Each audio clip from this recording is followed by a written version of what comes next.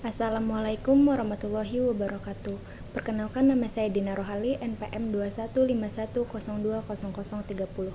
Prodi Perbankan Syariah kelas A, Fakultas Ekonomi dan Bisnis Islam, Universitas UIN Raden Intan Lampung. Dosen pengampu Dia Mukminatul Hasyimi, ME, SY.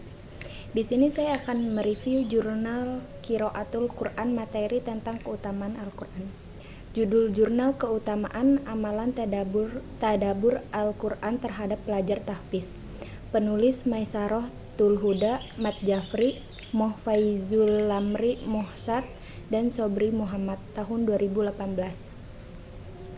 Jadi, tadabur Al-Quran merupakan salah satu mutlamat agung penurunan Al-Quran. Al-Quran diturunkan supaya manusia dapat menghayati ayat-ayat Allah Subhanahu wa Ta'ala.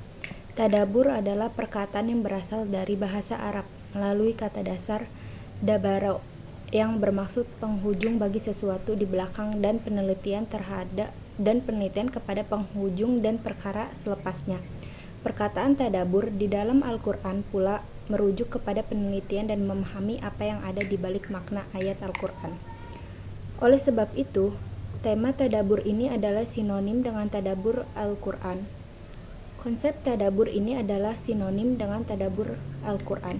Konsep tadabur yang dinyatakan oleh para ilmuwan terdahulu maupun masa kini tidak mempunyai banyak perbedaan di antara mereka.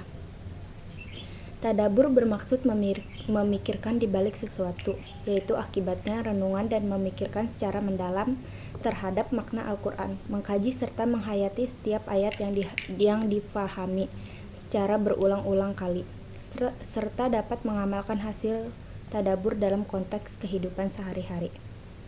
Sehubung dengan itu, tadabur Al-Quran perlu diperluaskan sarananya, karena tadabur juga membawa arti memerhatikan ayat secara mendalam, dan bukan aktiviti menggunakan otak saja, tetapi ia adalah praktikal yang berbina daripada kepahaman yang betul dan tepat.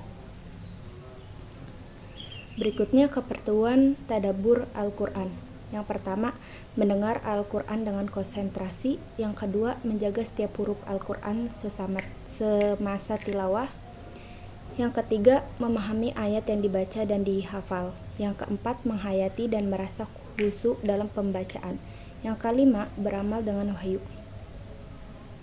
Selanjutnya, kepentingan tadabur. Yang pertama, menyahut suruhan Allah Subhanahu wa Ta'ala. Yang kedua, menambahkan keimanan. Yang ketiga, memperoleh kekhusyukan. Yang keempat, menyempurnakan petunjuk. Yang kelima, merasai kelazatan Al-Quran. Yang terakhir, kelebihan tadabur, yaitu yang pertama, meningkatkan kualiti hafazan. Yang kedua, memberikan daya fokus yang lebih tinggi. Yang ketiga, meningkatkan kefahaman terhadap makna ayat. Yang keempat, meningkatkan spiritual yang positif. Yang kelima, persediaan menghadapi realiti kehidupan. Mungkin itu saja review jurnal dari saya, kurang lebihnya mohon maaf. Wassalamualaikum warahmatullahi wabarakatuh.